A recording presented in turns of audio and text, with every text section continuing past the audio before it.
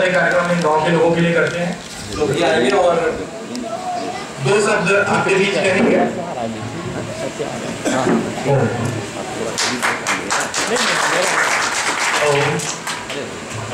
उपस्थित महानुभाव, मुझे यहाँ पर जो सम्मान बाबा जी और सभी उपस्थित लोगों ने दिया, मैं उसके लायक नहीं हूँ, क्योंकि मैं ये जो काम यहाँ करने आया हूँ वो मेरा कर्तव्य है। मेरे पिता की अंत्येष्टि और पिता का 13वीं संस्कार आप देख सकते हैं हम लोग यहाँ पर करने वाले हैं। मैं यहाँ सुल्तानपुर आइमा गांव मुंशीगंज के पास ही होगा। तो आप सभी को भी आमंत्रण है हमारी तरफ से, कल ही है ये संस्कार। लेकिन भैया जी ने मेंशन किया कि यहाँ पे इतना अच्छा आपका प्रोग्राम हो रहा है और सभी हम लोग योग के बारे में, मैं भी बाबा रामदेव का बहुत भक्त हूँ और यहाँ पर श्याम साधु जी की कृपा से मैं यहाँ आ सका और सभी भैया जी लोगों का साथ था, तो इस वजह से मैं आज आपके बीच में हूँ। जीवन मैंने भी थोड़ा देखा है, मैंने भी भौतिकवाद की चरम सीमा देखी है, लेकिन मैं आपसे यही कहूँगा कि जो सुख संतोष में है वो कहीं नहीं है। भौतिकवाद अमेरिका में लोग जो है 1 गाड़ी नहीं, 3 गाड़ी नहीं, 5 गाड़ी रखते हैं घर में, लेकिन उससे उनको सुख नहीं मिलता। ये सब ऐसी चीजें हैं, पैसा और कार मकान, ये सब ऐसी चीजें हैं कि आपको सुख ये केवल 2-3 दिन के लिए दे सकती हैं, 1 साल के लिए दे सकती हैं, लेकिन इसके बाद इनसे आपको दुख मिलने लगता है। पहले तो सुख खत्म होगा, फिर वही चीज बिगड़ेगी, वही चीज दूसरे का नुकसान करेगी, तो आपको वो दुख देने लगेगी। तो इस चीज में बिल्कुल मत भागिए कि ये मतलब मुझे इतना पैसा चाहिए, उतना पैसा चाहिए, इसमें सुख नहीं है।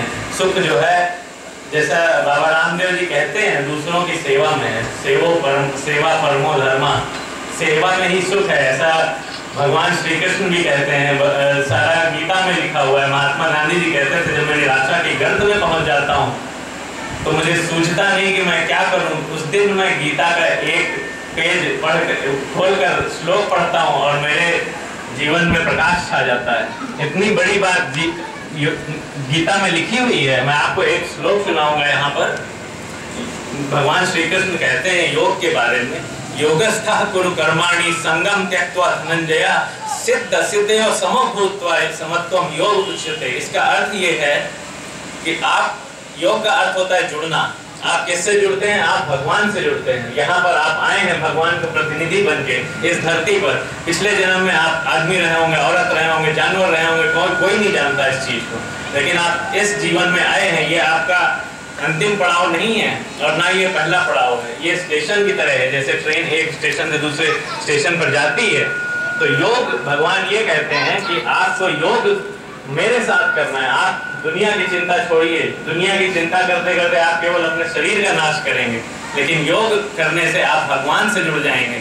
और दूसरी लाइन में है, मतलब ये कहते हैं कि आपका चाहे सिद्ध हो कार्य या न सिद्ध हो, आप जो है उसमें सम बने रहिए। बड़े भारी दुख आएंगे आपके जीवन में, किसके दुख जीवन में नहीं आते, लेकिन आपको उससे व्याकुल नहीं होना है, बहुत भारी सुखों से आपको हर्षित नहीं होना है। यही जीवन का सार है, यही गीता में लिखा हुआ है, यही भगवान कहते हैं।